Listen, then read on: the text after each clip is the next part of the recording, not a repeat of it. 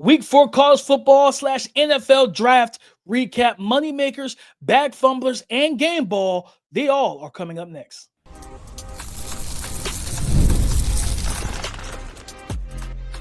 You are Locked On NFL Draft, your daily podcast covering the NFL Draft. Part of the Locked On Podcast Network, your team every day.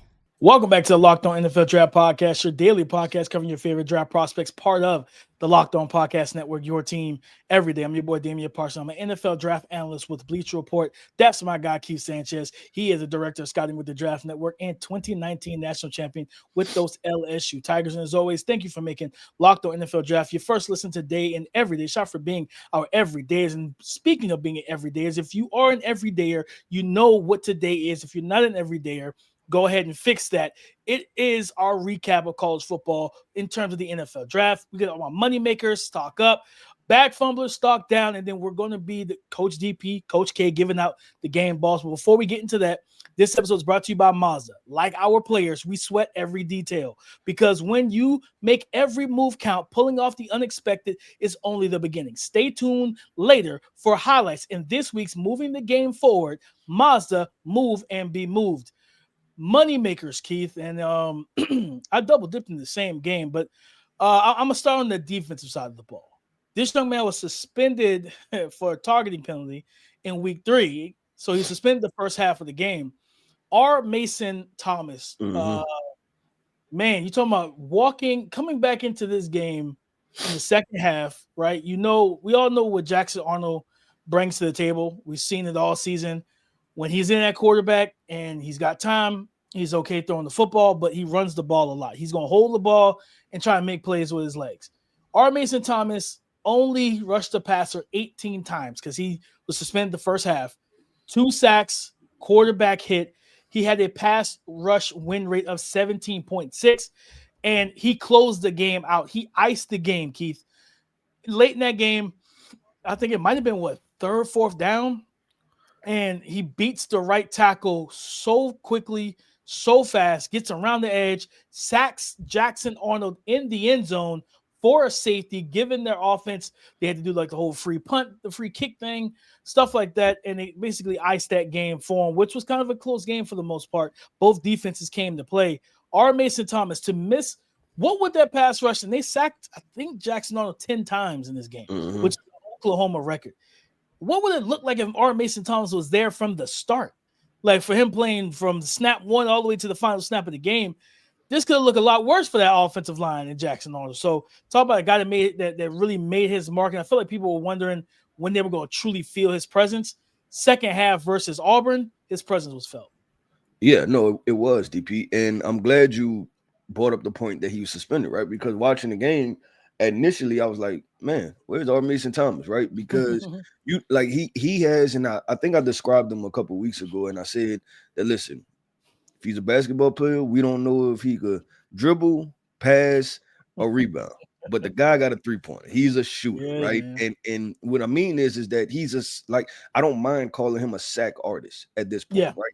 Him coming around the edge, dip and bend, getting to the quarterback. And just how you described that play, DP, that's what he has in his bag, right? And it works at the end of the day. Like it's effective. I think of guys in the past, right? And the easy names would be thinking of Dwight Freeney and then Robert Mathis, right? But another guy that kind of came to mind, I believe, is like a Elmas Dumerville type. Another guy I believe was, if I'm correct, he was shorter in stature, wasn't that tall, but was an effective pass rusher, right? Like some of those guys like that they're not the prototype size of 6'4", 255, things like that, but they still find a way to get home. And I think that's what Mason Thomas, hopefully he put his name on the radar for, the casual fan, right, to kind of start to know him. And another thing too, DP, is that this defense is the real deal, right? Like they've turned it around from what they were last year to where you can say almost that Oklahoma is a real contender in that, like not only SEC, but and we talk about the national playoff picture, right? You talking about 12 teams getting in, that they're a real contender, and this defense is loaded up. And I have a feeling, you say you're gonna double dip. I have a feeling you're gonna talk about another guy on this defense, but I'm gonna transition real quick, go to another game. I'm gonna go to Michigan, Nebraska, and I have to go back to Justice Haynes again. And had another big time performance. We keep talking about him. I can't wait to fully dive into his film, right?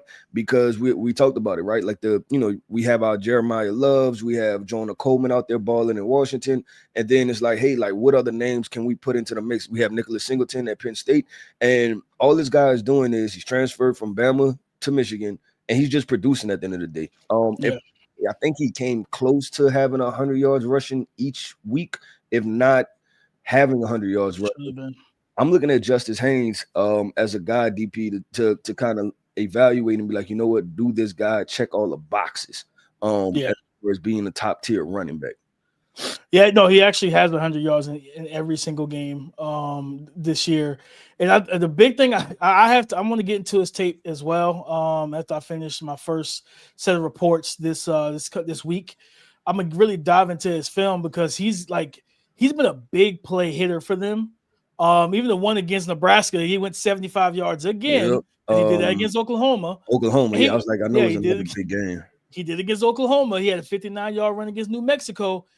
And on those runs, he's not touched. So it's like, I need to see, okay, what are you doing in the confines of, well, when it's not a big hole, how do you navigate stuff like that? But he's been balling 537 yards through 4 games. Yeah, he's one of those guys. Like for me, and I think I tweeted this out. It's Jeremiah Love, and then there's like whoever is RB2, RB3, or whatever else for me right now because of everything that Love brings. But that RB2 spot is absolutely up for grabs. Nick Singleton hasn't had a statement game. Katron Allen hasn't had that one yet. Justice Haynes continues to do it. Jonah Coleman, same thing. I think he had 100 yards receiving, like 60 yards rushing, showing his versatility and stuff for Washington.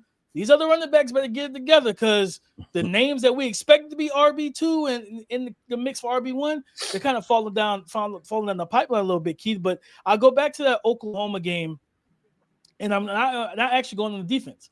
I'm going offense. Okay. Isaiah Sategna, he had a big third, game. The wide receiver who had a big time game for like their passing attack.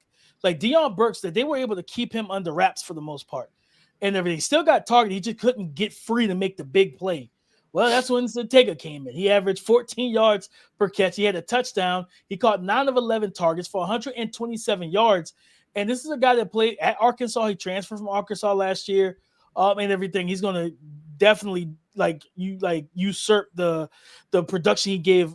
He had in Arkansas last year. But he's listed at 5'10", 182 pounds, good speed. He tracked the ball well. There was one throw, and I mean, like freaking John Mateer was kind of locked in this game with the passes he was putting out there. And there was one where I think they initially called it incompletion. I was like, guys, no, he's in. Like he caught the ball, he secured it, got I think either one or maybe both feet in. And I was like, I don't know what the ref is seeing. And they played the replay. It's like, nah, like that's in. And I think he ended up catching it, kind of trapping it with one hand. But just the tracking, everything he brought to the table.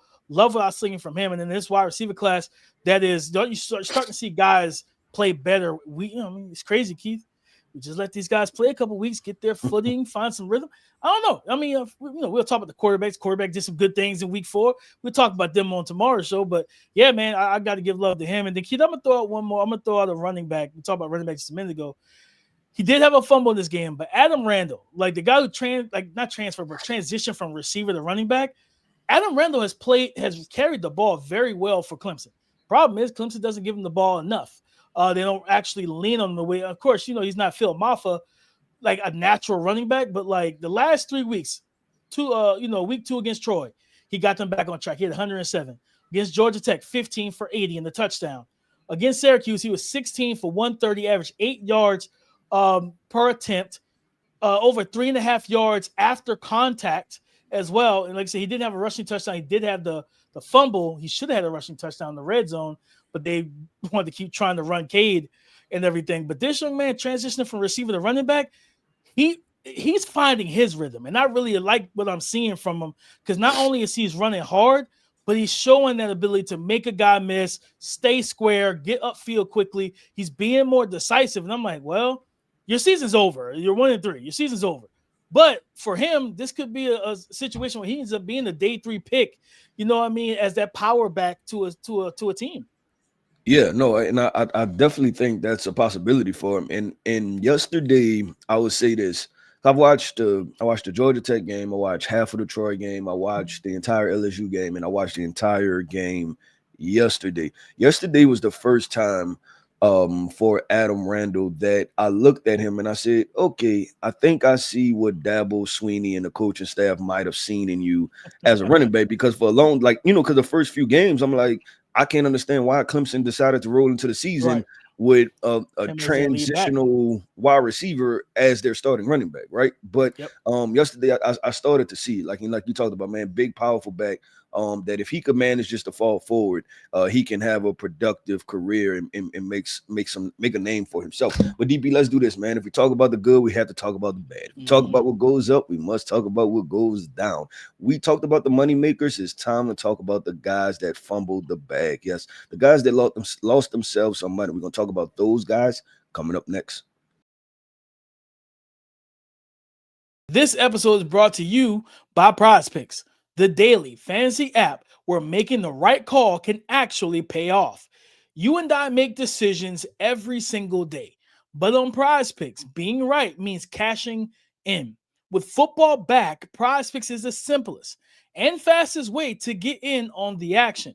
Just pick more or less on 2 to 6 player projections, and you can turn your takes into real prizes all in less than 60 seconds. I mean, less than a minute.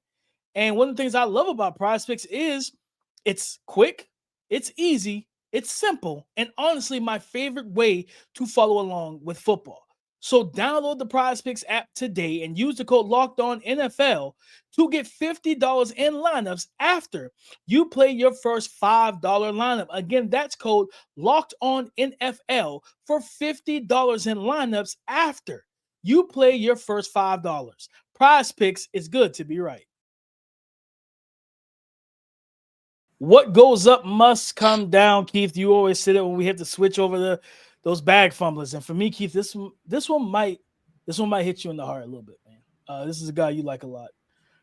Keldrick Falk. Guess what? I'm going the same way. So I was like, I thought I was going to be the one to jump off the limb. You know what? We both jumping off the bridge. We both rolling with it. Let's talk about it. Yeah, Keldrick Falk, and it wasn't like he didn't play bad, guys. Like he wasn't like in the run game. He did exactly what I thought he was going to do: set hard edges, be disruptive, do what he needed. Because Oklahoma didn't have a good run game against this Auburn front. They didn't have they couldn't. I don't think. No, looking at it statistically, real quick, I don't believe they ran well at all.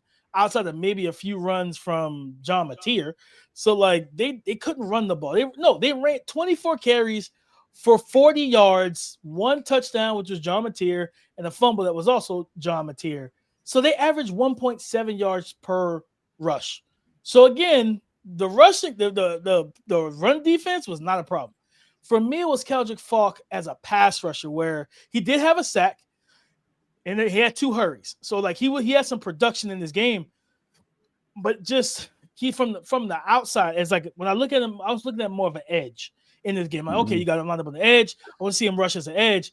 And it's like when he can't like just run through a guy, overpower that tackle, it's like what we call inside a chicken fight. It's just like they're just standing there. It's a stalemate, and he doesn't have the counters to that. And I'm like, I want to see some quick moves, some quick long arm over the long arm into the rip, the push pull. Give me some counters to when, because you're in the NFL. If he declared for this year's draft, brother, you're gonna face some of the strongest men you'll ever see in your life in the NFL, who have 3 kids, a mortgage, cars to pay off. They can't lose these battles to just pure power. And it's different from like a Jarrett Verse. Remember, like Jarrett Verse didn't have the most quick wins, but it was like, man, his power translates well. For me, I think with Keldrick Falk, he might be a guy I want to bulk up a little bit, Keith, because he just didn't get it done. There were times John Mateer felt nothing in the pocket. Like he was comfortable, he was calm, and he was able to deliver the football. I wanted to see more from Keldrick Falk just overall rushing from the edge. He might be a guy like Michael Williams and like some other guys that come out that might be better off with their hand in the dirt at 280, 285 pounds.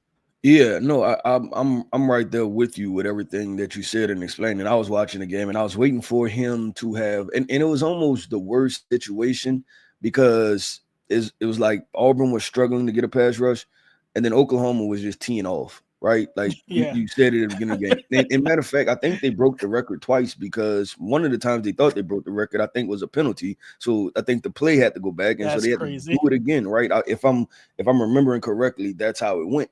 But with Keldrick Falk, I agree. Like is he dynamic enough? And I always look at this in pass rushers, right? Are you quick enough and athletic enough to beat offensive tackles around the edge? That has to be a part of your tool bag. And I even remember Von Miller having a conversation, right? And his biggest thing is, and I guess it's kind of like a scouting conversation. His biggest thing was everybody work about pass rush moves and pass rush repertoire. Do you work cross chop to this? And he was like, to be honest with you, it all starts with my get off. Right, like if I'm quick around the edge, like I won the end. Like he's like it's literally a race to the quarterback every single time. He's like people overcomplicate this stuff. He's like I'm going on. I think he said 15 years in NFL, and he was like the minute I can't beat people around the edge, it's time for me to retire. He's like because there's no cross chop, a club, or rip move that's gonna save me. He's like I can win because I'm faster than the offensive tackles, and so. I've always looked at it like that too for some of these, especially when we get into these big defensive ends that are the 6'5", 260s, 270s, 280s. Prime example, Tyree Wilson, right? A guy that was heavy-handed, worked with power, and a lot of his pressure came via working through offensive tackles. But yeah, you're not working through Lane Johnson, right? Like you're not working through some of these guys that are equally athletic, equally as strong, equally as powerful, right? So I think with Keldrick Falk, DP, and having this conversation is good because he is a top-rated name. Yeah, there's going to have to be a role for him. And I wonder if the role that you put in for him is a role that doesn't really require him getting sacks, meaning that is he an odd front defensive end, meaning playing the 4-eye, and he's a guy that could potentially eat up double teams or be in a multiple front, do things like that. I'm wondering if it's trending more that way than the way of him being because you draft a guy top 10, top 15, he should be your sack artist, right? He should be your number one, like your pass rush one. I know we have RB1s and wide receiver ones. Your pass rush. You need to be the guy. I'm drafting top 10. You got to be the guy. Yep. So I definitely agree with you. So that one didn't catch me off guard. I thought I was gonna throw a curveball at you and say Keldrick Falk, but I agree with you, Keldrick Falk.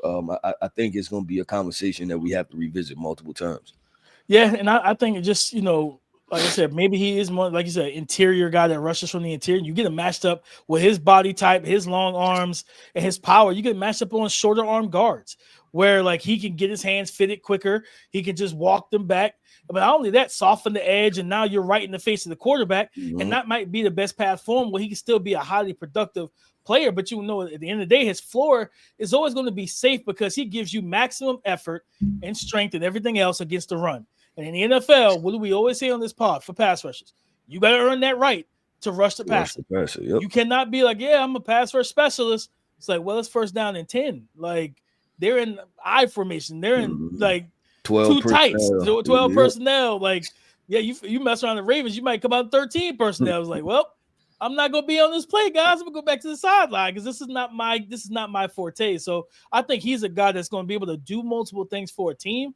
But I always say this every year and NFL teams don't do it consistently. The good ones do. But draft with a plan. Whoever you draft in this draft, every draft, have a plan for that player. If you have a plan for Keldrick Falk, he's going to make things happen for you, but just not be he might not be a true edge rusher. Yeah, have a plan and then have the right plan, right? Because we see teams and they have a plan, and then when they draft them and then they put them in position, and we be like, that's not what that guy does. That is not what he do better, right? Like your plan is not a good plan for your. Did you watch the same tape I watched? Because I don't think he did that in college. Yeah, he did not do that in college. So DP, that was fun, man. But let's do this, man. Let's keep this thing going and flowing. I'm gonna tell you this, DP. Grab your hat, grab your whistle, grab your post-game speech. Let's get rowdy. We are about to present the game ball to the best players of college football, the NFL draft prospects, best NFL draft prospects of week 4. We're gonna talk about that coming up next. This episode is brought to you by Mazda's moving the game forward. For those who believe it's not just about playing the game, it's about redefining it. There are moments that do more than put points on the board. They move crowds, they move culture, they keep the game moving forward. And this week's moment that moved the game forward was simply the entire game from Indiana quarterback Fernando Mendoza. And Indiana's biggest test of the season so far in week 4, facing a Big Ten rival in Illinois at night in prime time. Fernando Mendoza came and he played a great game, an elite level game. 5 passing touchdowns, over 260 yards passing, and only 2 incompletions. Not only did he put points on the board, he helped move them forward in the win column that they stayed undefeated after 4 weeks. When you follow what moves you, the unexpected is only the beginning. And just like there's more to every highlight, there's more to every Mazda vehicle. Mazda, move and be moved. Today's episode is brought to you by FanDuel, America's #1 sportsbook. The NFL season is here, and FanDuel is making sure you're ready for kickoff with a can't-miss offer. Right now, new customers can bet just $5, and if your bet wins, you'll get $300 in bonus bets to use freely across the app. I want to repeat that. Right now, new customers can bet just $5, and if your bet wins, you'll get $300 back in bonus bets to freely use across the app. To use it on things like player props, betting on building a same game parlay, or even jumping into the action live as it unfolds. So my question to you is, are you ready to play? If so, download the FanDuel app right now by visiting FanDuel.com to get started. One last question. Are you ready to play? Download the FanDuel app now by visiting FanDuel.com to get started. That's FanDuel.com to place your first $5 bet.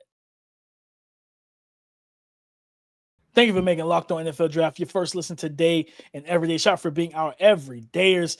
Coach K, Coach DP, walking into the locker room to handle our game balls from week 4 for those 2026 NFL Draft prospects. Keith, I'm going right to TCU. Wide receiver Eric McAllister. And they don't win this game without this dude. 8 catches, 254 yards receiving, and 3 receiving touchdowns against SMU. And I'm going to put something in the context for our listeners and our viewers here. Keith, in this game, I believe the quarterback Josh Hoover threw a little over 300 yards. 254 of those came to one guy the entire game. So, like, I'm going to make sure I got 300, and he had 379 yards passing. 254 went to Eric McAllister, which means over less than 200 of his yards went to everybody else in the passing offense. Right. Eric McAllister had himself a day, and he's actually, like, he's impressed me since the first game, transferring in for TCU and everything, 2 years ago. But he was the guy. He left Boise State. He had a solid year last year, over almost 800 yards receiving.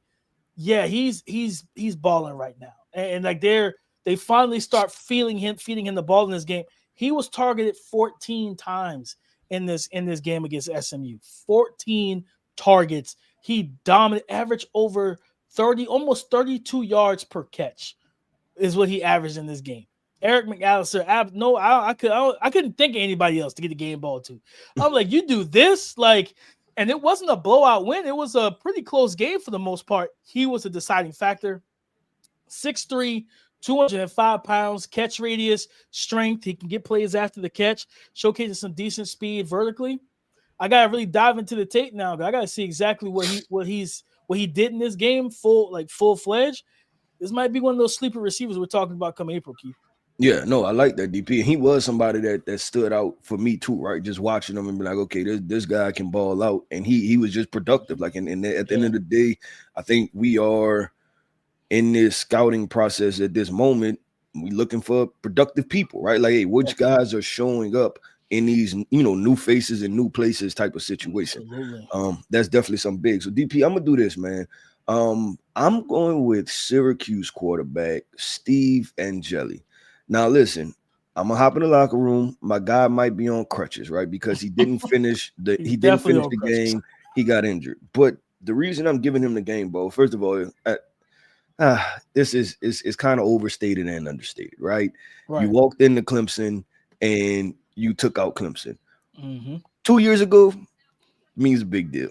This year is kind of not the same feeling, right? But as a program, you still did that, right? Like, and that's still big because you go probably hat for hat, pound for pound. Clemson was still a more talented team, right? Like, you still make a mock draft, and I'm scratching my head, DP, because I was making my mock draft a couple of days ago, and I'm like, yeah, that guy's pretty good. That guy's pretty good. That guy can play football, right? You're sitting there like, okay, how are we at this point? But let me do this. Let me give it to Steve Angeli because he was a gamer from the onset of the football game. I think with the opening drive, he took him down, touchdown, right? And then what they had the onside kick, right? Head coach Fran Brown did the onside kick. Boom, okay, cool. Drive down the field, we get 3 points. Now we automatically up 10-0, right? And then I believe it was the Clemson responded. This one I knew I was like, okay, yeah, it's about to be a problem. I think Clemson responded, drove the ball down the field, got a touchdown. And then Syracuse went back down the field. And I think that was the almost slot fade that he threw. And he threw a beautiful ball to the wide receiver, right? Like almost like a pylon type throw, back pylon type throw. And I was like, okay, like this young man is balling. Like he came to play in this atmosphere. And he knew it was one of those situations where, you know what, this team may be ready to break. Let's break them. And I give him all the credit because he got injured, but he did enough on his part that even though he was injured, Syracuse was still in a good enough position to where they can finish that game out, right, and win the football game. So I definitely give all the credit to Steve Angeli. Young man came out and balled out. Shout out to head coach Fran Brown. He talked a lot before this football game, right? You've seen a lot of stuff circulating on Instagram and Twitter and all the other things. Then he walked into Death Valley and said, you know what? Let's take care of business. And he wrote a check and then he cashed it. Right. Yeah. And it was just the other way around. People write checks and they can't cash them. He cashed it out. 100%. No, 100%. So I want to give it to quarterback Steve Angeli. Yeah, man. I mean, I think he's a senior. He's either a redshirt junior. So he's a redshirt junior, and this is his first year, I believe, at Syracuse. He transferred from Notre Dame. He spent the first 3-4 years at Notre Dame. Yeah, he'll be turning 22 in 2 months. Turning 22 in 2 months in November. 6'3", 212. He's got NFL body, but he was like the ball placement. He was fearless in the pocket. You know what I mean? Even when they were able to try to get some pressure on him and things of that nature. But they came into that game, and I'll say this: I think they beat Colgate, if I remember correctly. They beat Colgate, and they lost to yes, so it was. I might have been. Which game was it? So no, they lost to Tennessee and they won 3 straight. The Connecticut game, I think that's the game where Fran made them run. Yeah, that was. They only beat Connecticut. That was last week. That was last week. I want to say. They beat Connecticut by 7. Fran was pissed off. He made them run after the game. Let me tell you something, guys. You know your players are bought in when they are running after the football game they just won. And they're doing sprints. You want to know who's not doing that? Dabo Swinney. He's not doing that. Like, he's not doing that. Like, you know what I mean? He had time. He had time to go on the radios, like, well, in the press conference. Well, if they're tired of winning, they can go ahead and fire me and all the type of stuff like that. Brother, you were 1-2 when you made that comment. Then you go to 1-3, and you're like, yeah, this one hurts. And blah, blah, blah. Nah, don't change up the energy now. Don't change it up now, big dog. You said if they want to fire you, fire you. If they're tired of winning. No, but they're 1-3. I promise you, the fans are not happy with whatever you call winning right now. You're hanging on to those golden years. But Steve Angeli, like I said, if he didn't get hurt, man, like that game could have been much worse than what it was at the time. But like I said, he put them in position to where when he did go down, the backup came in.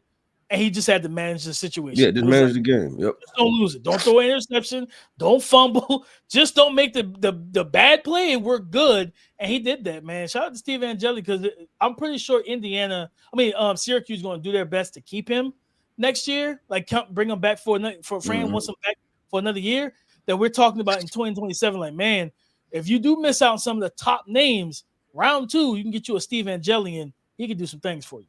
Yep, 100% with DP. That wraps up another episode, man, of the Locked On NFL Draft Podcast. I want to end this podcast off by saying shout out to our everydayers. Thank you for tapping in with us each and every single day. I am Keith Sanchez. You can find me on X at the talent code. That right there is my guy, my co-host, Mr. Damian Parson. You can find him on X at DP_NFL. And like we like to say, man, y'all can talk to us because we like to talk back.